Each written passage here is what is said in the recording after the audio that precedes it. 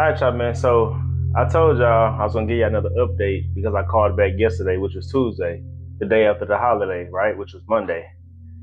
So boom, I called on there. I recorded the conversation, but I was gonna put it out here, put it out there, the whole conversation. But I'm like, nah, let's be smart, let's be strategic, and play it. Let's play it fair, right? Because you never know because the ball is still in the court's hands, right? So I'd rather not play y'all the audio and kind of just you know um give y'all a little briefing on what she actually said. So boom, y'all called down there yesterday.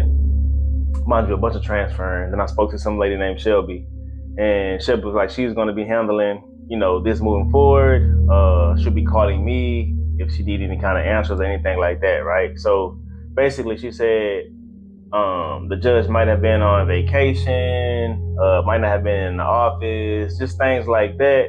And we're still waiting on approval from the judge. And then she wound up saying something about he might have questions. And I was just like, what you mean questions, right? Because when she said that, I instantly was like, because you have to listen, right? You have to listen first and then ask your questions, you know what I mean? Because when she said questions, I was like, what do you mean by questions? What kind of questions would the judge need or want, you know what I mean, in order to unseal my records, right?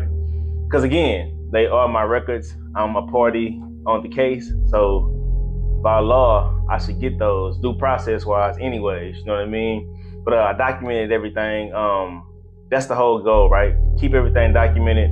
That way if they keep rejecting or if they start rejecting, right, I'll have documentation. And again, that's due process, you know what I mean? So, me, I went to ChatGPT. So I asked ChatGPT, I was like, I put a request in for temporary unsealing of my DNA records. I was like, what type of questions would the courts ask or need to be answered in order to unseal those records? ChatGPT was like, this is a very good move. You're asking the right questions. To say when the Texas courts consider temporary unsealing DNA records, they usually aren't looking for or looking at guilt or innocence yet. They're deciding whether you've shown the legitimate legal need that outweighs unsealing, which is still crazy to me because, I mean, at the end of the day, it's still my records, but I guess I kind of get it. You know what I mean? So it says below are the exact questions courts usually care about, translated into plain English, plus how you should prepare to answer them, even if you're not asked out loud. So, ChatGPT, my friend, man. I ain't gonna lie because I be having questions, but we're gonna get to part two.